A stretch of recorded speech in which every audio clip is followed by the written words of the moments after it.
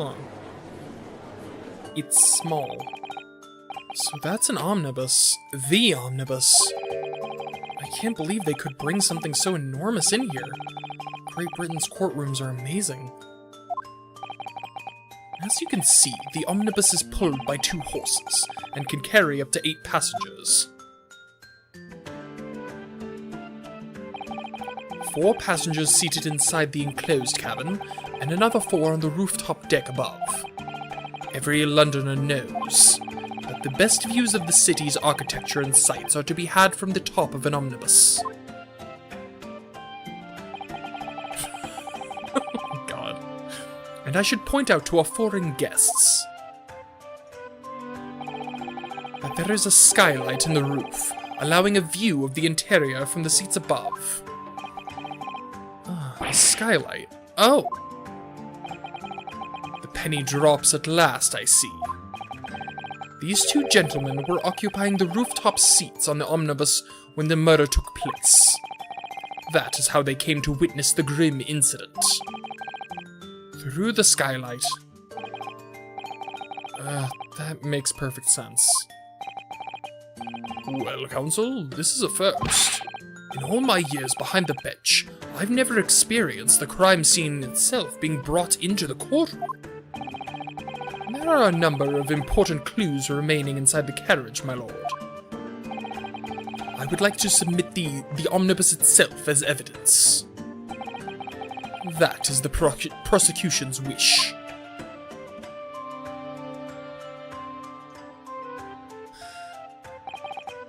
Very well, I see no reason why not. This omnibus is hereby formally accepted as evidence. Omnibus has been entered into the court record. 8-seater omnibus that was the scene of the crime. There were passengers both inside the carriage and on the roof deck that night. I can't believe it. The entire crime scene entered as evidence. Yes, Great Britain is simply extraordinary. Oh, you know what? I should investigate this, right? Examine. Yeah. Well, let's open the door and go inside, shall we? The scene of a murder. It's horrible. Oh, I'm just going in. Okay. Wow. Oh my god. This is so in-depth. Thing? Ah, that's a poster for the great exhibition that's due to start 6 months from now. There's a lot of focus being drawn to the Crystal Tower, the centerpiece of the whole exposition. Ooh, the Crystal Tower. It's under construction already, I believe. People all over London must be fizzling with excitement at the prospect of such a grand event. Oops. I figured the seat would be... Oh, there it is. This seat looks reasonably soft, but it's actually rather hard when you sit on it. And only just wide enough for 2 gentlemen to sit side by side, really. Of course, an English gentlewoman would be dressed in such finery. What? It would be quite impossible for her to climb up to the roof deck, so she would have to be seated in here. A woman in a kimono would have the same problem. Women's clothes are very impractical, aren't they? I mean, not entirely inaccurate, I suppose. The seat has a handle, it seems. Whoa. Go for, like, luggage and shit. Cool. This looks like all sorts of equipment that might be used to needed to keep the omnibus running. Feeding tubs, tools to repair wheels, blankets, horseshoeing tools. So it's a storage compartment for the coachman to keep his things, it seems. There doesn't seem to be any space for passengers to stow their luggage, that's for sure. Well, I don't imagine it would be very convenient for that purpose anyway. True. Alright, well, let's address the horse in the room. The horse in the room! The elephant in the room! That's blood soaked into the seat. The victim's, obviously. Yes, and that seat would be clearly visible from the roof deck. Would you really stab someone in full view of the other passengers like that, I wonder? Well, it was dark. And there was a lamp on in here, so perhaps the culprit couldn't see anything outside the skylight. Whichever way you look at it, it doesn't seem like it was a planned attack. Huh.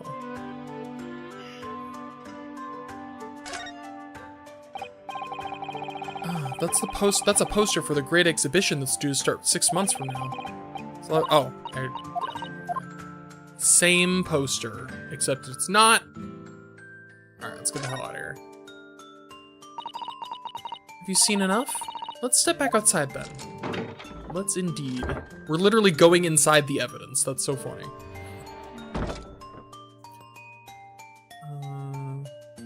Avenue.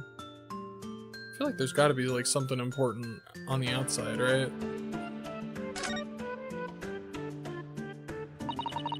So this is the roof deck of the omnibus. Oh, you must have a wonderful view of London streets from up here.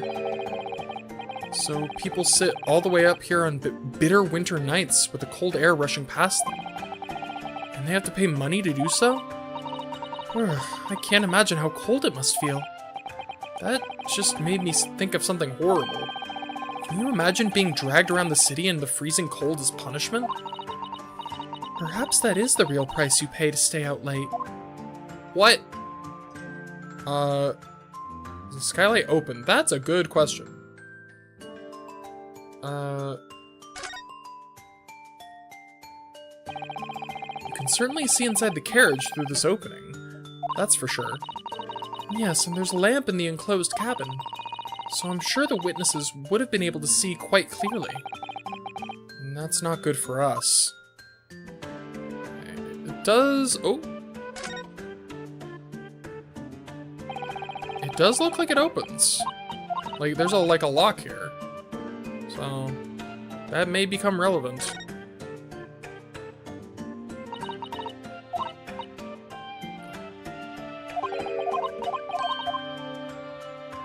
Anything else relevant? Anything on the undercarriage? The literal undercarriage? Okay.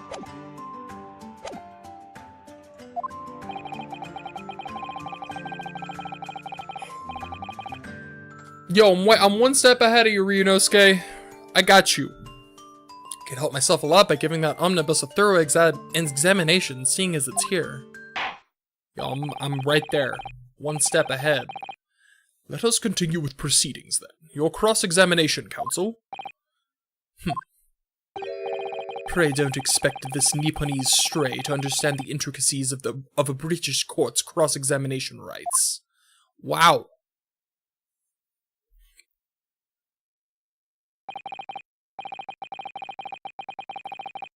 Yeah. Alright, my first cross-examination in a British court. Focus, Ryunosuke. Focus! Yeah, it's definitely gonna come in. It's never like as simple as like, oh, it's just they just came in. There's gonna be like some crazy, ridiculous, convoluted trick. That's how it always is. Okay. It was the last bus of the evening, so I had a few customers. I remember it well. Oh, I had a few customers. Okay, really quick, I just want to, like, go over what I have. I have an armband. Autopsy report. Single stab wound. Okay, crime scene photograph. Second photograph again. Yep. Okay. Gloves. Blood stain on the right glove. That's probably going to be important. Okay. I remember it well. Well, you know, let's do the Ace Attorney thing where we press on everything. Hold it. Yes, I think it was sometime after 10, wasn't it? Oh, yes, sir. That's right, sir. Yes, ever so cold it was. Freezing, in fact. And you had 4 passengers on board at the time. Is that correct? Yes, I guess that's right, sir. Not all the traveling in the same parts of the bus, of course. Though, no. Okay, and then I can, yeah, I gotta keep an eye on everybody else. And there were no other passengers when the incident took place. No one alighted, for example. You're quite right with that, sir. No other passengers like that. No, none. So nobody fled the scene of the crime, then. I have to say, the boss insists on it running, he does. Every evening, the last bus of the day. But I do wonder if sometimes if it's altogether worthwhile. Yes, sorry to say. What do you mean by that? Well, with it being so cold and everything, and only making 20 pence on the run, you see. And yes, I spend that much at the pub on the way home, just trying to warm up again. Oh, give this poor man a vacation. The victim and the man accused of killing him were sat next to each other on the bus. Hold it! Okay. And you saw them through the skylight in the roof of the carriage. And that's right. When you sit up on the top deck, the window's right there to your feet.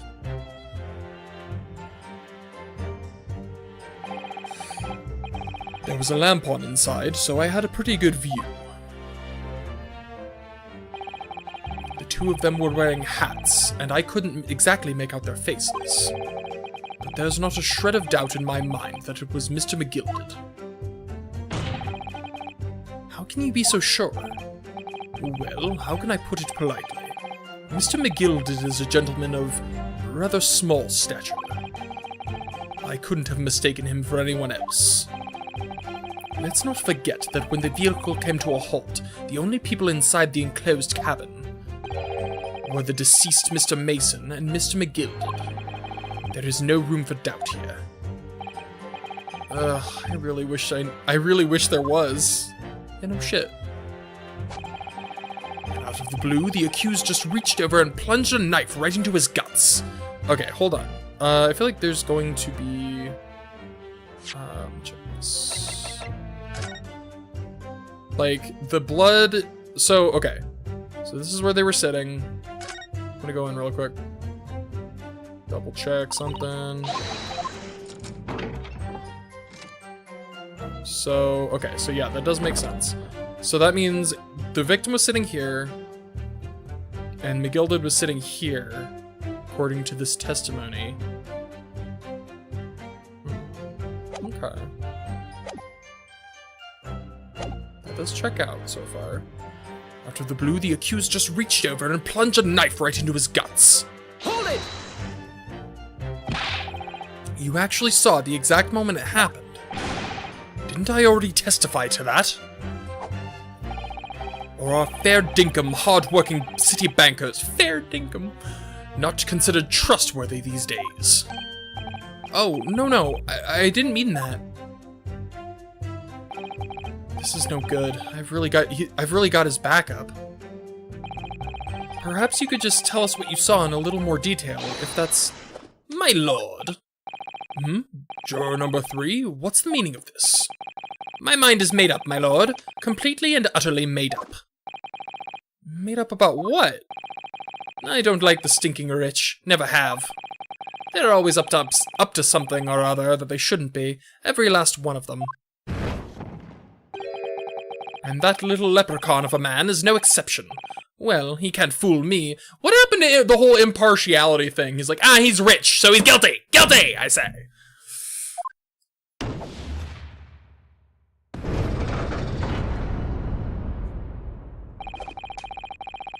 There's no point wasting time listening to any more of this. That's my opinion on the matter, anyway. Hold it. That is precisely what I was about to say. Wait, really? Wait, hold on. Whoa. Hey, hold on, guys. As the foreman of the jury, it's my duty to set a good example to my fellow jurors. Guys? I need you to stop this. What is happening here? They can just do that? They can just... Nah, I'm done. Let me see. Yes, it seems that's how the members of the jury give their verdicts. With fire? It's all dramatic. Apparently, yes. White for innocent and black for guilty. As the 6 members of the jury make up their minds about the case, one by one, they each cast a ball of fire into the great scales of justice, as we saw a moment ago. So, if those enormous scales fall completely to the black side, does that mean... Let's do our very best to make sure that doesn't happen. Now I'm even more worried than I was before. Jesus. Very well, the court acknowledges the change in the jury's stance. Counsel for the defense, please continue with your cross-examination. Okay, whatever you say. This is a nightmare. That's right, he stabbed him. I screamed, I did. Couldn't help it. Hold it! Hold it. He stabbed him, you say? And you were sitting up on the roof deck, were you? Yes, that's right, sir. I was up on the roof seats. I don't remember seeing the little gent sitting next to the fellow that was stabbed. I'd been thinking about a new hat design, you see, so I was just gazing absent-mindedly around. But then I happened to look down through the skylight. It was sticking right out from his belly, that huge, great knife. Grim sight indeed. Ah, that didn't help me at all. The jury looked like they're even more convinced my client did it than they were before. That appears to have made everyone even more dubious that Mr. McGilded is telling the truth. If only we had some evidence to counter their suspicions. Do I? Mr. First. Oh, yes, sir. Is this the knife that you saw? Oh, good grief. Yes, that's it. The very one, sir. Is that? Yes, counsel. This is the blade that was driven into the victim's belly like a stake through the heart. And that is a blade of considerable size, counsel. It wasn't sticking from his belly. It is, and furthermore, the scabbard is emblazoned prominently with a certain initial. The letter M, which seems oddly familiar. Ugh, please no. M, for Magnus perhaps, or McGilded possibly, take your pick. It seems this particular big name in London made a magnificent mistake. Objection! Oh, not the slappies! But there are M's everywhere. Like, yes. Like in Mason. Objection! This blade is far too extravagant for a poor brickmaker to have owned. No, this weapon of murder was almost certainly belongs to the accused. Not conclusive, but certainly compelling, counsel. Murder weapon has been entered into a court record. A large-ish knife that was found lodged into the victim's abdomen. Its quality and fancy ornamentation suggest it must be quite valuable. My lord, if you'll forgive the interruption. Ah, juror number 2. Go on. Mr. McGilded is a pillar of society and a gentleman's word should be sacrosanct? Sacrosanct? However... No! Stop this! Those of us in service know we must accept hard truths. Wait, what are you about to do? Dispose of the rubbish! Excuse me, we just started! Why stop this? And Porter's words, interrupting each point, single words, things that someone said, which is contrary to the evidence. Yeah, exactly. Yeah, that is the idea. I don't wish to cause offense, but I do like to eradicate all traces of filth and grime. Lady? I have painstakingly typed every word uttered here today and cross-referenced all the facts. As such, I am now in a position to draw the only logical conclusion. Are we fucked? Did I fuck up somehow?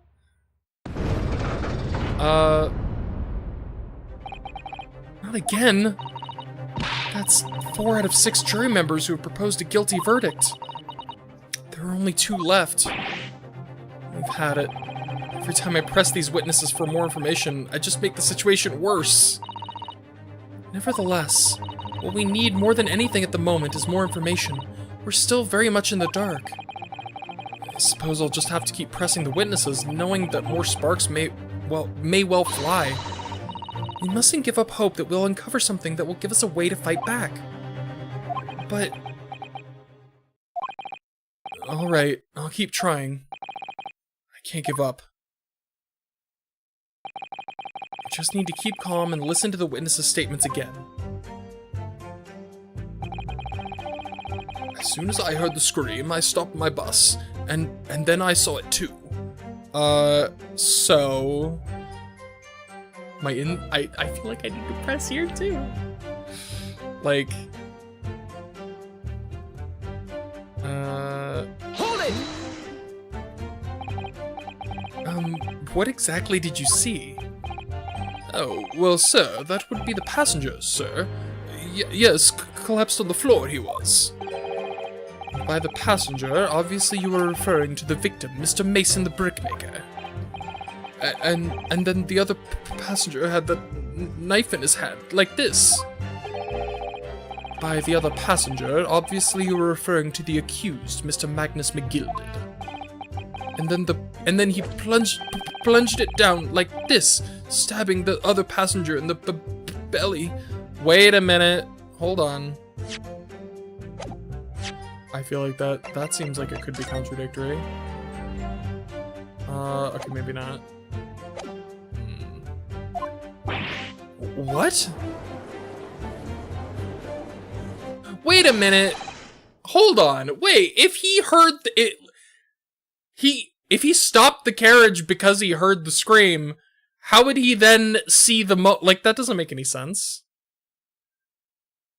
My lord, I wish to speak. No, dude, stop. Guys, we just started. Stop it.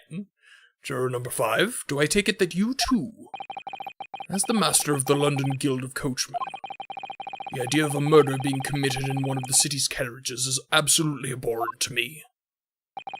It wouldn't be right to make a decision before hearing all the facts, though, I said to myself. But I'm going to do that anyways. But I'm just going to do exactly what I said I wasn't going to do. I'm a liar. I'm a hypocrite. But I've heard enough now. The horse has bolted, as they say. No, please. Just keep an open mind a little.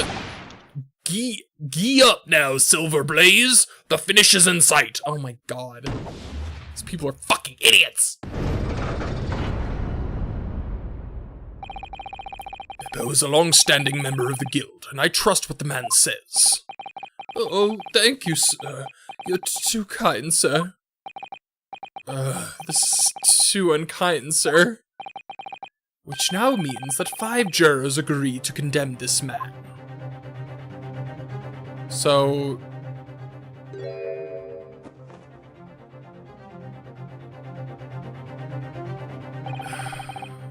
Madam Juror number 6. Yes, dear, what can I do for you? You have heard the testimonies of the witnesses on the stand. I'm still cross-examining, motherfucker! Oh yes, I certainly have. Still got my hearing, you know. Then pray tell, why are you yet to pronounce your leaning? Well, because I'm not a fucking idiot, dear. Well, dear, the thing is, I'm a creature of habit, me. I always go to the park around this time of day and sit on a nice bench and get on with my knitting. There's a lovely little park just near where I live. McGilded Park, it's called. The gentleman donated it to the city, you know, to put a smile on Londoners' faces, he said. I can't imagine such a fine young gentleman would have it in him to take another man's life. He is always doing wonderful things for the city. That's right, a man like him wouldn't stab someone, surely. Mother, may we go to the Gilded Public Library after and borrow some books? How many Londoners live with their heads in the clouds? Do you people not know? What kind of a man Magnus McGilded really is? Oh shit. What kind of a man is he? The philanthropist Magnus McGilded has enough wealth to purchase the entire city he claims to value so highly. But where did all that wealth come from? Your client is a Shylock, sir, and one with the very darkest of souls. What? Hold on. Googling again, because I don't know what a fucking Shylock is.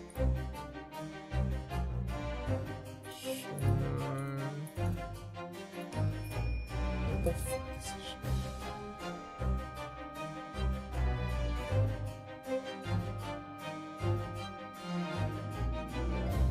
Oh, a moneylender. Oh, someone who lends money at excessive rates of interest. Ooh, that's not good. Stone the crows. Don't do that.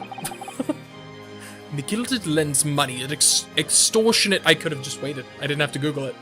Extortionate rates of interest, so his victims have no hope of repaying him. When they default, he takes possession of everything they own. He is a vulture that preys on the weak.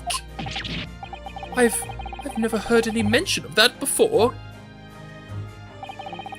Your faculties haven't deserted you, I'm sure, madam. So has this thought not crossed your mind? Would a man wealthy enough to buy London in its entirety not have a carriage of his own? What possible reason could this man have had to make use of a public omnibus service? You're not saying that... Bitch, this is my cross-examination! You don't get to do this shit! You're cheating! You're breaking the rules! The victim, a poor brickmaker, had next to nothing to his name, save considerable financial liability.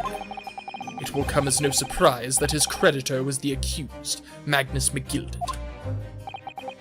But let it also be known that the very day Mr. Mason was killed, the final repayment date was the final repayment date for his debts. Good gracious! The brickmaker was destitute. He had lost his house. He had not a shilling with which to repay his debts. And in the end, this pitiful soul had the very last thing he owned taken from him, his life. By the merciless philanthropist pretender, Magnus McGilded. I don't believe it. If I might add something briefly, Susaru-san? You claim that the victim had been lent money by Mr. McGilded, but where's the evidence to support your claim?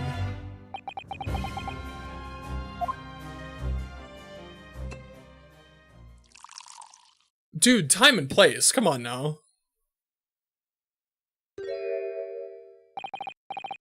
Pray forgive the discourtesy of filling my hollowed chalice in a court of law.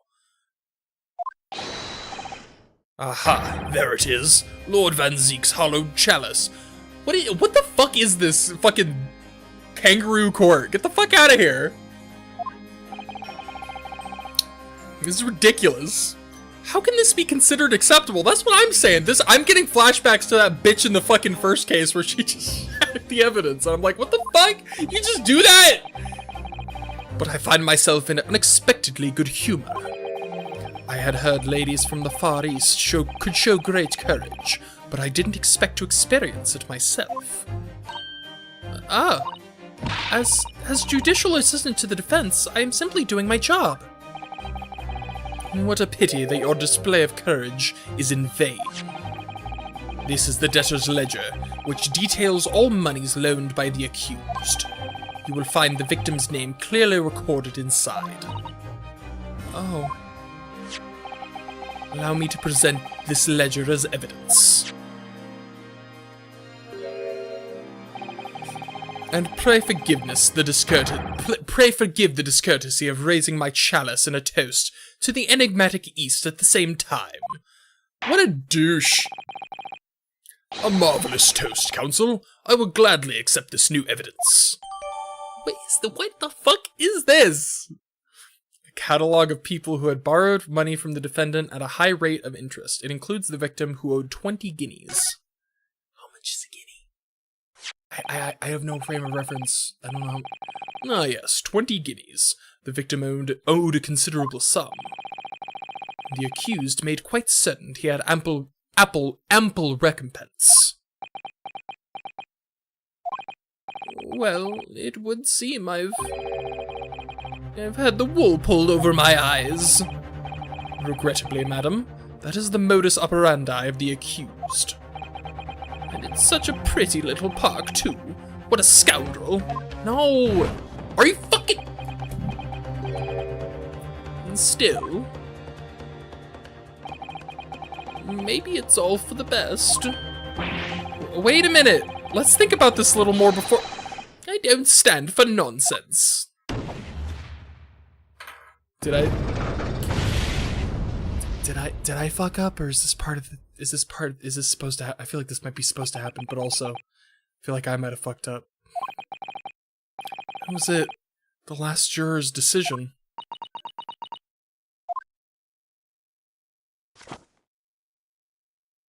Please tell me there's a loophole or something in there.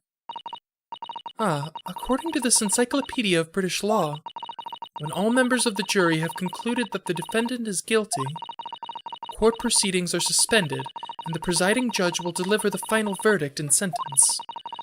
That's what it says here. The final verdict. It's over then. Oh! There's a footnote, though. A footnote? However, the defense... All 6 members of the jury are now in agreement in this case. Wait, what about the defense? Susato, finish what you're saying. Allow me to convey my respect for your swift and righteous decision. According to the laws of this country, I will now conclude the trial by delivering my final verdict. I trust there are no objections. Well, okay, but what was Susato saying? Susato-san, just tell me one thing. Oh, yes? You were in the middle of saying something before. The footnote in your Encyclopedia of British Law. However, the defense... What did it say next? Oh, yes, of course. One moment. When all members of the jury have concluded that the defendant is guilty, court proceedings are suspended, and the presiding judge will deliver the final verdict and sentence. Then the footnote says, however, the defense has the right to demand a summation examination of the jurors at this point.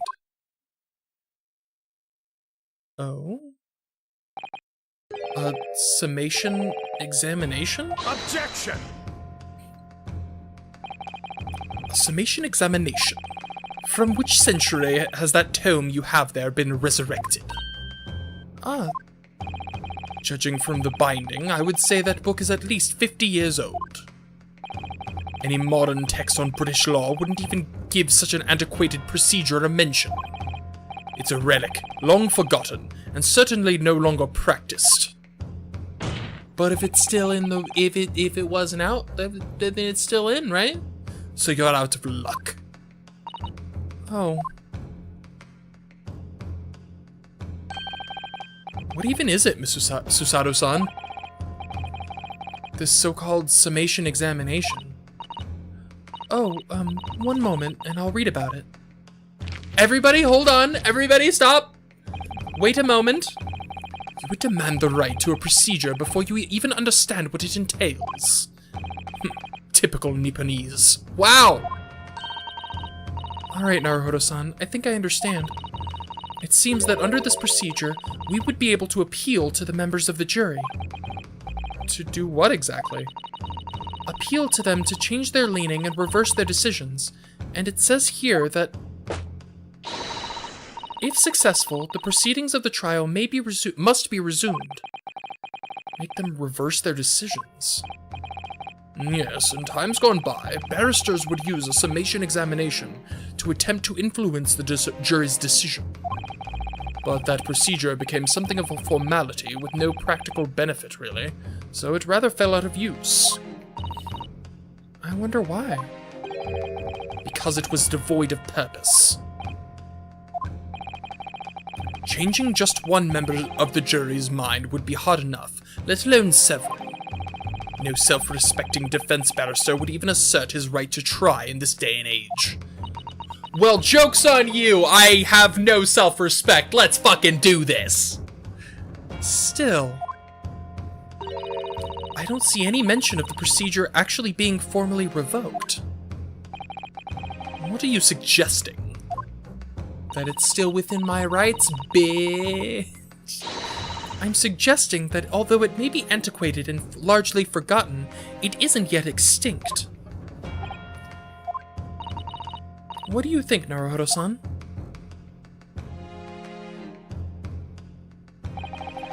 A summation examination, our last possible option. Do we assert our right to carry it out or admit defeat? Why would I admit defeat? Assert our right. The defense wishes to assert its right to a summation examination, my lord. Objection! London is the capital city of the most powerful nation on earth. We have a duty to the world to exemplify the very highest standards of judicial procedure. Summation examinations are an embarrassment to that should remain buried. Objection! But if it's our right, it's our right. I believe it could prove vital in this trial. The defense's petition is perfectly valid. The court will proceed with the summation examination. This is madness. Foreman, are you and the remainder of the jury ready? Well, I'm not, there was no mention of this in the letter I received, you see, so... All members of the jury will be asked to explain on what grounds they've reached their decision. On what grounds?